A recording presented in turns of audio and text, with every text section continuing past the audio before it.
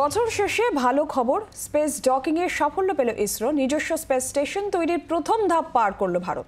গতকালই স্পেডেক্সের সফল উৎক্ষেপণ হয়, মহাকাশে সফল পার্কিং আর পৃথিবীর কক্ষপথে দুই স্যাটেলাইট সংযুক্ত বিচ্ছিন্ন করায় সফল হলো ইসরো।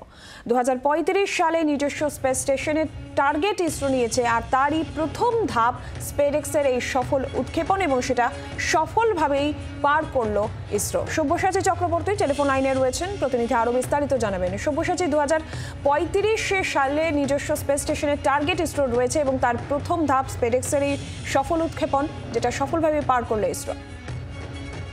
একদমই, এবং এই জায়গায় দাঁড়িয়েই মনে করা হচ্ছে 2035 সালে যে স্পেস স্টেশন তার প্রথম ধাপ পার হলো, যেখানে আমরা সফলভাবে ডকিং এবং আনডকিং করতে পারলাম। এবং ডকিং আনডকিং কি, যেরকমটা হচ্ছে যে আমরা যখন গাড়ি পার্ক করি সেই জায়গাটা হচ্ছে ডকিং বলা হয়। এই যে নতুন মেট্রো হয়েছে হাওড়ায়, সেই হাওড়ায় যেরকম একদম খাপে খাপ, যেরকম গেটের সঙ্গে গেট যেরকম আমরা ওঠানামা করতে পারি, এটাকে বলা হয় ডকিং। সেরকম স্পেস স্টেশনের সঙ্গে যদি স্যাটেলাইটকে জুড়তে হয়, যেখানে মহাকাশচারীদের নিয়ে মহাকাশযান যাবে, তার জন্যই ডকিং এর প্রয়োজন হয়। সেটা আমরা করে ফেলেছি। স্পেস স্টেশন অনেক বড়, কিন্তু আমরা ছোট স্যাটেলাইটের মধ্যেই সেই ডকিং করতে পেরেছি, ফলে আমাদের সূক্ষ্মতা কাজের অনেক বেশি। ফলে আমরা এটা সাকসেসফুল বলা চলে। 15 কিলোমিটার দূরে দুটো স্যাটেলাইটকে নিয়ে যাওয়া হয়, তারপরে ডকিং করা হয়। এটা গতকালকে আমরা করে ফেলেছি। ফলে স্পষ্টতই এরপরে গগনযান রয়েছে, যেখানে আমরা মানুষ যাবে, মহাকাশচারীদের নিয়ে আমরা পাড়ি দেবো, ইসরোর তরফে পাড়ি দেওয়া হবে।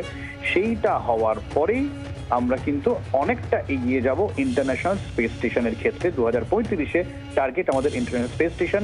আরেকটা জানিয়ে রাখি, এই ডকিং এর ক্ষেত্রে ইউএসএ, রাশিয়া, চায়নার পর আমরা সাকসেসফুল হলাম। স্পেস স্টেশন যদি আমরা তৈরি করে ফেলি, তাহলে ইউএস, রাশিয়া, চায়নার পর আমরা সাকসেসফুল হব। বাংলার আওয়াজ, বাঙালির আবেগ, জি 24 ঘন্টা।